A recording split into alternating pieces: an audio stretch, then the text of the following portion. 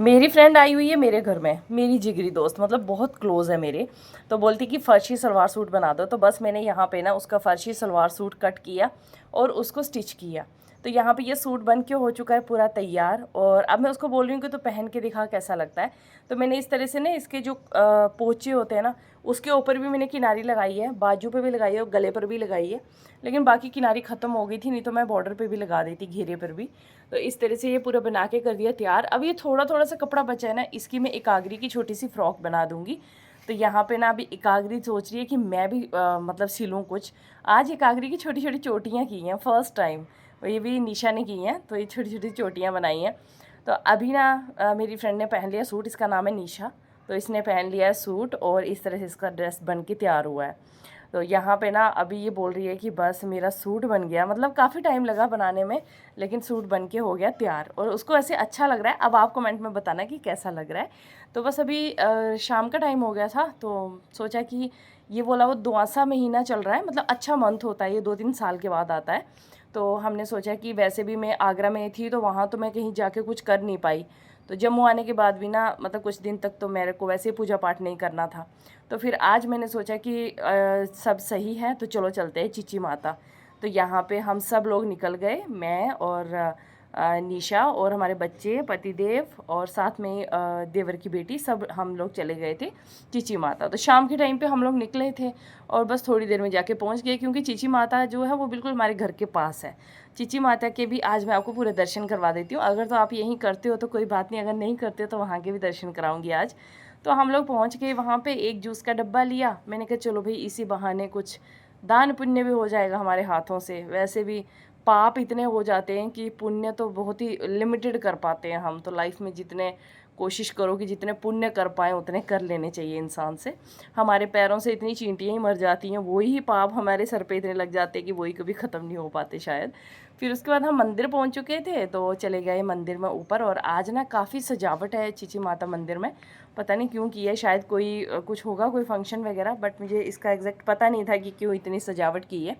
फिर पतिदेव हम सब पहुंच गए मंदिर में, और घंटे, बस एकाग्री को घंटे बजाने का बड़ा शौक है। और हम जब पहुंचे थे ना उस टाइम पे आरती का भी टाइम हो रहा था, शाम का टाइम था। तो बस हम लोग सीधा आए मंदिर में, थोड़ा सा यहाँ पे अपना पूजा पाठ किया। और ये है हमारी चीची माता मंदिर। इतना सुकून मिलता है ना सच में, मतलब जब यहाँ आती हूँ ना, शादी के बाद ही मैं यहाँ आने लगी हूँ, उससे पहले तो मैं इधर कभी नहीं आई थी। लेकिन जब भी मैं यहाँ आती हूँ ना, बड़ा अच्छा लगता है सच में।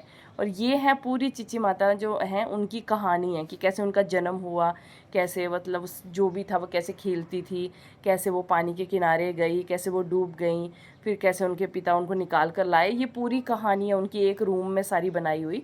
तो कुशाग्री सारा उसको पढ़ रही थी एक एक कि क्या क्या लिखा है मम्मा यहाँ पे।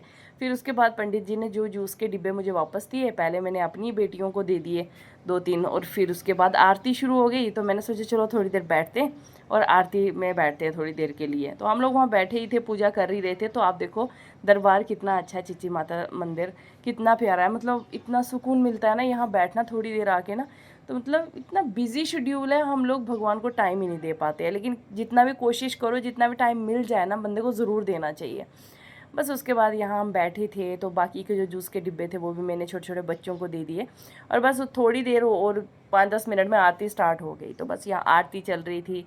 अब मैं बस ये वीडियो मैं इसलिए बनाती हूँ ताकि आप भी अपने घर में बैठ के दर्शन कर लो, आरती के भी दर्शन कर लो, बाकी सब चीज़ों के दर्शन कर लो।